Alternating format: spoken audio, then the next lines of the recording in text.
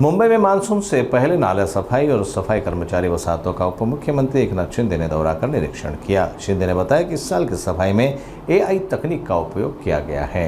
BMC देश की एकमात्र संस्था है जिसने ऐसा किया है। उन्होंने कहा कि मेजर नाले जो है 85% और छोटे नाले 65% तक साफ किए जा चुके हैं। उन्होंने ये भी जानकारी दी कि दोषी ठेकेदारों को ब्लैकलिस्ट कर 4 करोड़ 5 लाख रुपए का जुर्माना भी लगाया गया है।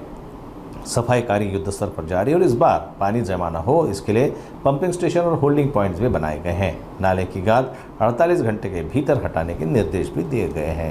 खरं म्हणजे यावर्षी थोडी धावपळच झालेली आहे। पाऊस म्हणजे मान्सून पूर्व पाऊस सुरू झालाय, पण तरी सुद्धा नाल्यांची सफाई मुंबई महापालिकेच्या माध्यमातून आता आपण सगळं जे काय पाहतोय आणि सगळी माहिती घेतली, ते मेजर जे नाले आहेत, मेजर नाले 85 ते 87% झाले। मेजर नाले मोठे, छोटे जे नाले आहेत ते 65% आहेत, ते देखील युद्ध पातळीवर सुरू होत आहेत। आता इथं बघा, हे 4 कल्वर्ट आहेत, हे याच्यामध्ये रोबोट टाकलेला आहे। पूर्वी इथून पूर्ण कचरा साफ होत नव्हता, आता ते सरदारजी कुठे गेले? तर त्यांनी व्हिडिओ मला दाखवला की तो हे पूर्ण आरपार दिसतोय कल्वर्ट, त्यामुळे इथं जे पाणी साचत होतं ते बिलकुल साचणार नाही।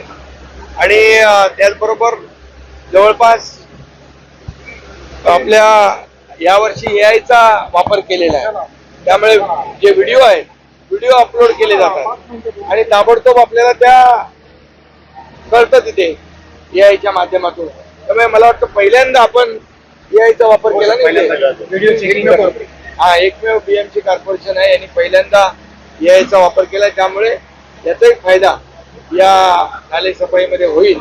आणि बाकी एक जो नाले सफाईमध्ये जो कॉन्ट्रॅक्टरनी चोरी करण्याचा प्रयत्न केला, दगड टाकून त्याच्यावर गाळ टाकण्याचा, त्याला सस्पेंड केलंय, त्याला जवळपास ब्लॅकलिस्ट केलंय 3 वर्षासाठी आणि 4.5 कोटी रुपयाचा त्याला दंडही लावलेला आहे। त्यामुळे माझी सूचना गेल्या वर्षी पण महापालिकेला होती, तुम्ही किती गाळ काढला यापेक्षा खाली कडक जमीन लागेपर्यंत तुम्ही हे गाळ काढला पाहिजे आणि असे जे स्पॉट आहेत ते स्पॉट जे आहेत ते साफ केले पाहिजे, कलवट साफ केले पाहिजे।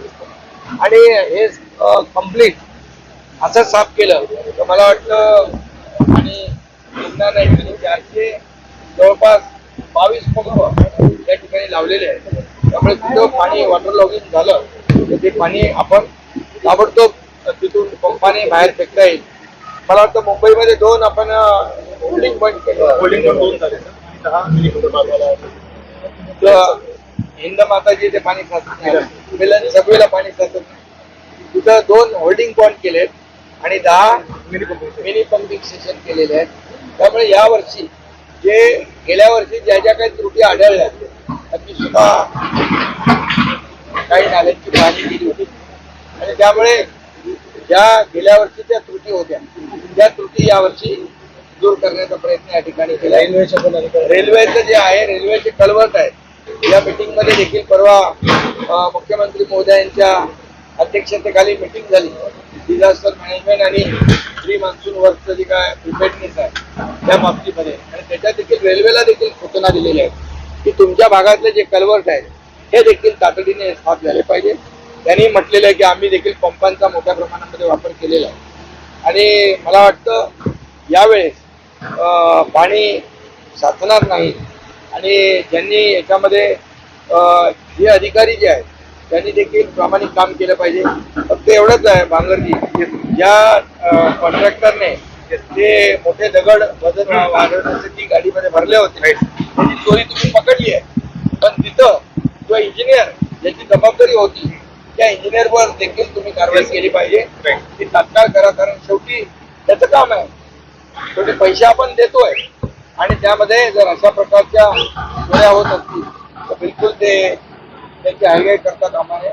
आणि म्हणून एक त्याला देखील पेनल्टी लावलेली आहे, त्याला देखील तो मेसेज केलेला आहे की नाले सफाईमध्ये कुठेही दिरंगाई होताच कामा नये, किंबहुना चोरी होता कामा नये।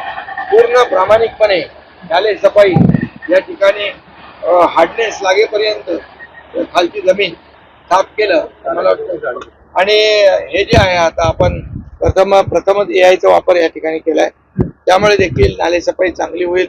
आणि जिथं वसाहती आहेत तिथं नाल्याच्या दोन्ही बाजूला नेट लावण्याच्या सूचना दिलेल्या आहेत. त्या नेट जर लावले आपण तर तिथं दररोज लोक जे कचरा फेकून देतात असं सहजपणे तो कचरा फेकण्याचं प्रमाण कमी होईल आणि त्याचे चांगले रिझल्ट भेटतील. ज्या ठिकाणी मुंबईमध्ये लँडस्लाईड प्रोन एरिया आहे, काही टेकडे आहेत, त्या ठिकाणी देखील मागच्या वेळेस आपण सेफ्टी नेट लावलं होतं.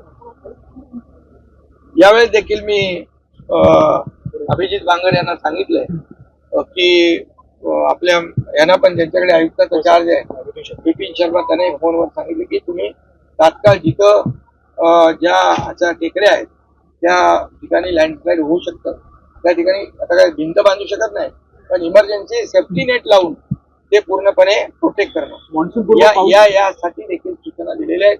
आणि मला वाटतं जी आपली पंपिंग स्टेशन आहेत ती देखील गेल्या वर्षीपेक्षा अधिक क्षमतेने या ठिकाणी काम करतील.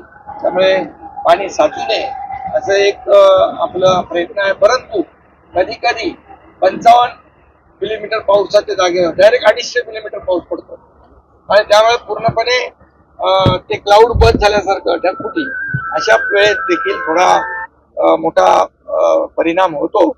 परंतु रेग्युलर ह्याच्यामध्ये कुठेही नागरिकांना त्रास होऊ नये यासाठी नालेसफाई जी आहे ती नालेसफाई पूर्णपणे महापालिकेच्या माध्यमातून